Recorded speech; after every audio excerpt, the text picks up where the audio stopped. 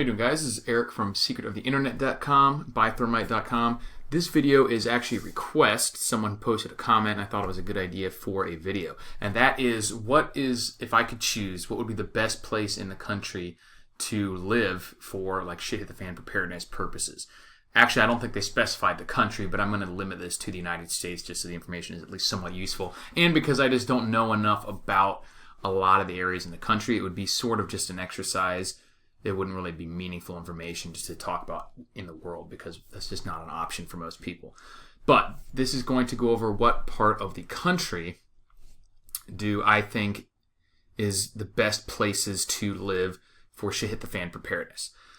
So right off the bat, I'm going to say that you should not make your living situations based on things that you think might happen. You should make them based on what you know is going to happen. So if you have an opportunity for like an amazing job making $500,000 a year in New York City or something, I would not do that just because it's not necessarily a good place to live when shit hits the fan. Unless you have actual knowledge of some shit hit the fan scenario that's going to happen within a short amount of time. But barring that, make your life decisions based on stuff that you know is going to happen and then adapt in those specific environments to prepare accordingly. So this is just for a what I think about the situation video. I'm not telling anyone to move. The three major elements that I think you should keep in mind when you're looking all across the United States of where would be good is weather and climate. You have, what I wrote these down, resources, and then people. And I'll go into each of those individually. And then there's some other tertiary elements you can add if you're worried about certain things like nuclear maybe. Nuclear war, maybe something like that. It would also affect that. But that's a secondary importance for most people.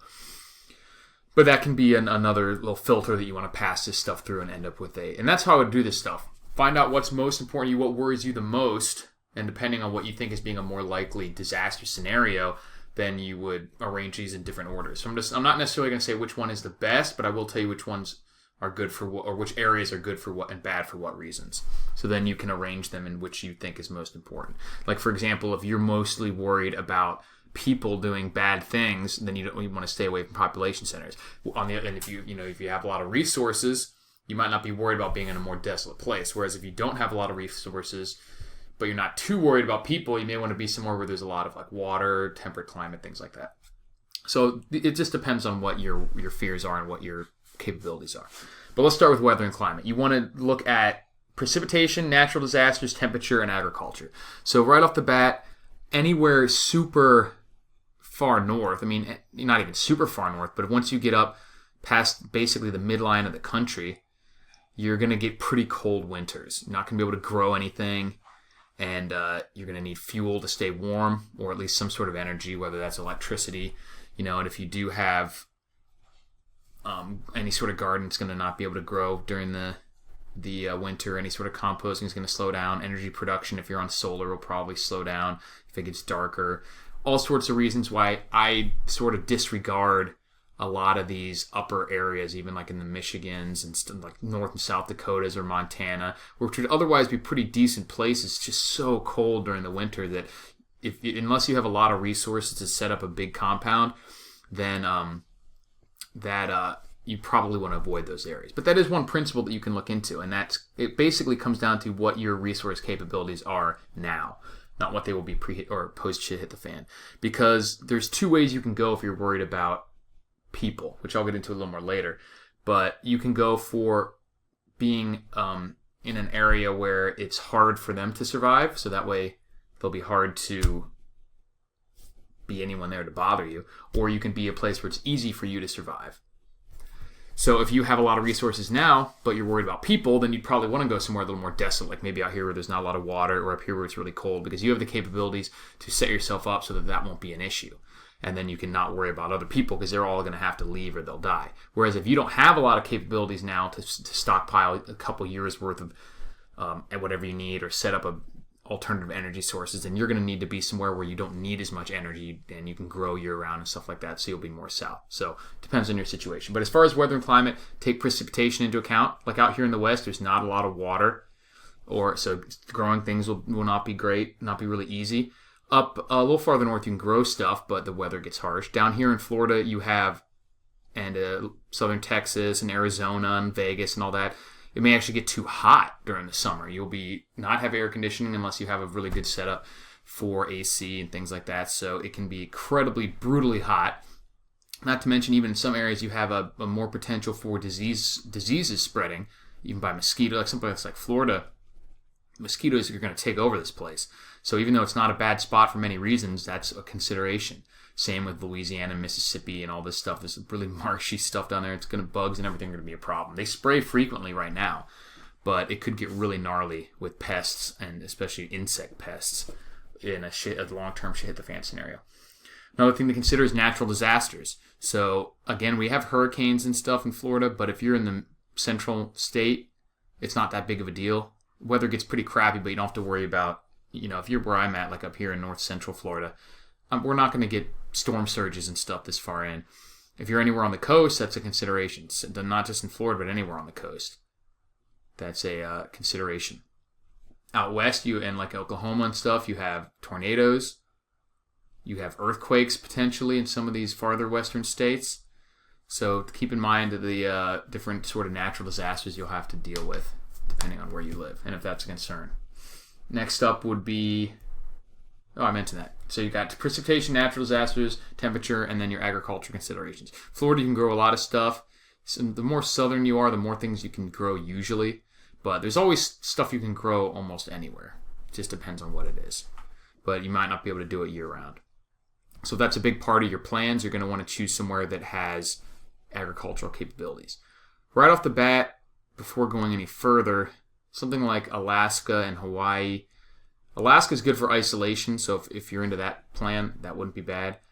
Hawaii could be decently isolated, but it's very populated, so it could get gnarly before it quieted down. If it was like some sort of zombie apocalypse, it might not be a bad spot to be, because if you could hold out for a little while, especially on one of the smaller islands, it'd be hard for anyone to bother you. But it'd also be hard to have many resources up there, which is the next subject. We've already got weather and climate. Next consideration would be resources. So like in Florida, there's tons of fresh water everywhere, lots of precipitation. Same with a lot of these southern states. Up here too, Wisconsin and Minnesota, Michigan, these are all giant fresh water, obviously the Great Lakes.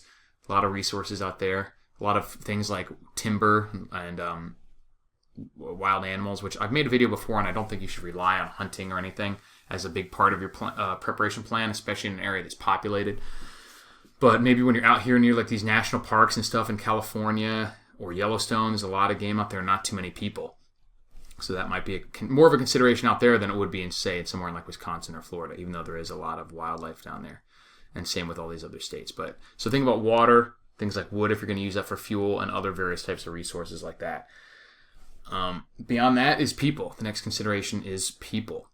And like I said, you have to decide whether you want to try and be away from them. And the only real way to do that is be in areas that are not that conducive to living, because if they were, there would be people there already.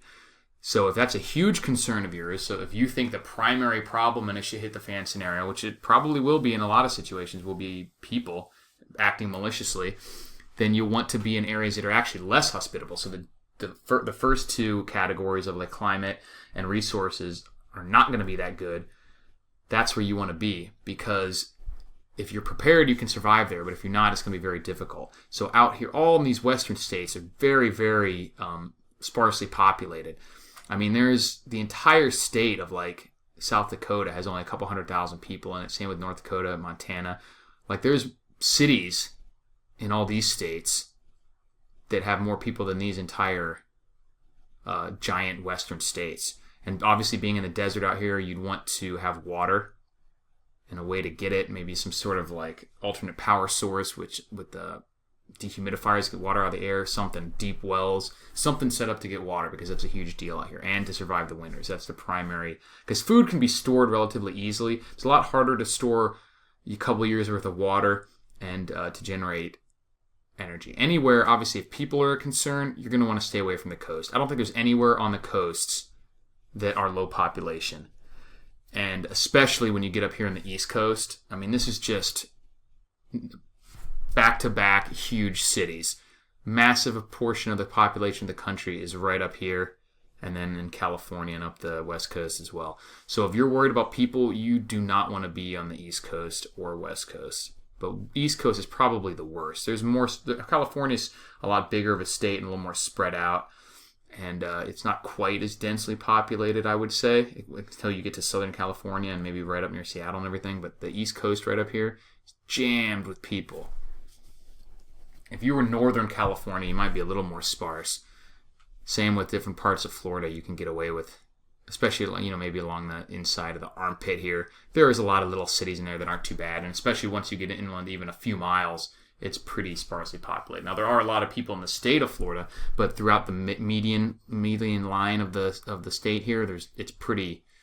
You can get some decent rural properties there. So, another thing to consider, like I said, would be something like nuclear. I brought up this map, which is of the fallout. Obviously, this is kind of, for me, is not a huge concern, but if it is something, I know it's like your primary preparedness plan involves preparing for some kind of nuclear war. This is something to consider. And this represents the fallout patterns based on prevailing winds and most likely strike targets for something like if the Russians attacked us or something. So you can see here that this sort of already goes along with what I was saying for where the decent places to live would be. So luckily it matches up well. It doesn't change much. You can see that there's a lot of wind coming through the southern areas here. So like where I am right now, it's not a big problem. Anywhere here in north central Florida or even south central Florida is going to be clear. All the area here in the Four Corners area, all in Utah and Nevada and Idaho, these would all be decent spots if you're well prepared.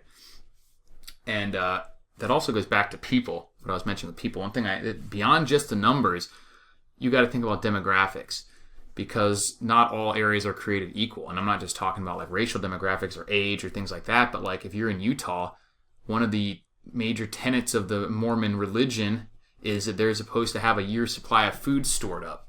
So this is one of the most prepared areas in the country, probably, would be like Salt Lake City area in the state of Utah. So even though there may be a lot of people, and Salt Lake City's not that big, to be honest, and there's a lot of national parks and pretty open areas in Utah where you could bug out to if you needed to, or if you had property out there. In the cities, the people are going to be a lot more prepared than they are in any other cities, which means they'd be less of a threat to you.